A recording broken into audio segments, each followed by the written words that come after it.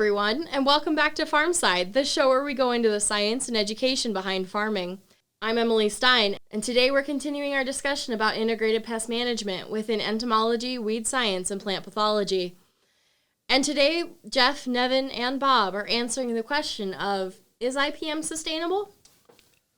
I think it has to. I have a short answer, and the answer is yes. I think it has to, or agriculture will not be... I think the first thing you do is define sustainability, and there's a lot of ways. You look at economically. Is it going to keep making money for the farmer? Does it work? Biologically, and then also does it have any negative impacts that over the long term are going to cause problems environmentally or socially? And so basically, will this practice, can we continue using it in the future indefinitely?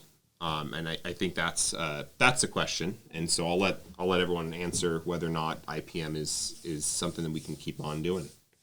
There's maybe gradations of that depending on the pest species that you're looking at and the system that you're working in. So, from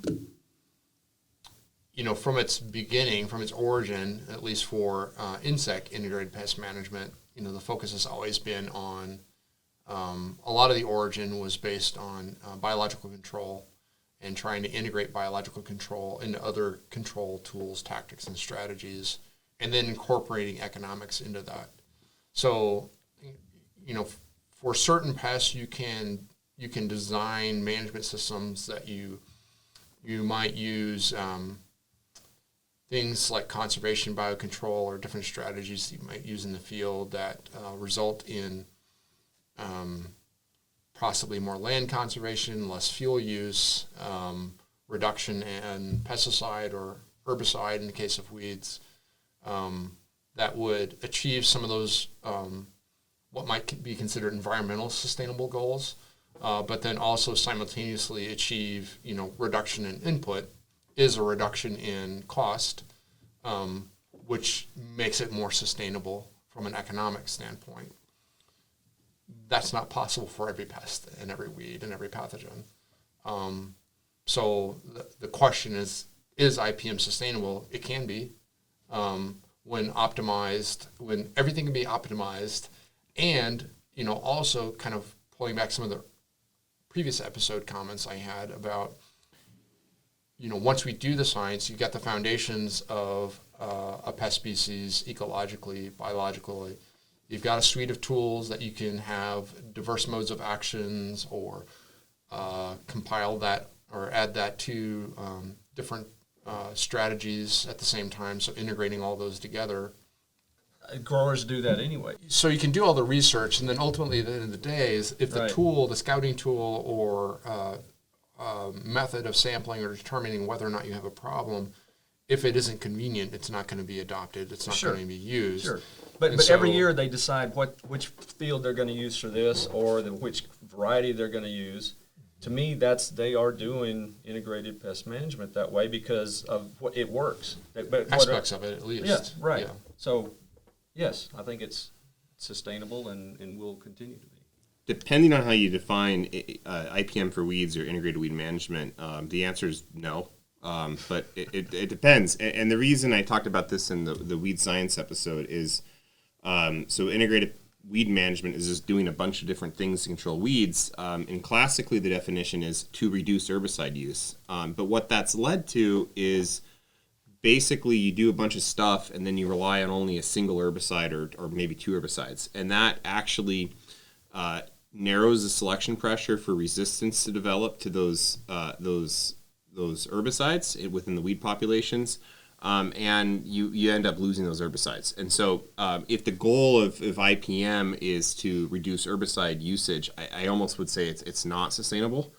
The related concept, which is, depending on how you define it, the same thing, is something called herbicide resistance management, where you do a lot of practices, including non-herbicide practices, with the goal of not reducing herbicide use, but broadening that selection pressure to reduce the likelihood of future events of herbicide resistance from developing. So it depends. What's your goal? Is the goal to not use herbicides or reduce the number of herbicides, then that might not be sustainable. But if your goal is to just have all the tools still be available in 20 years, then it likely is, because it's a methodology. It's not a definitive. This is what you do, and so it's hard for a methodology, I guess, to go out of favor. But it really depends on your goal for weeds, at least. So I think you could say in some aspects, I think in all of our disciplines, when it comes to resistance management, it's a matter of conserving susceptible pest, disease, and weed traits.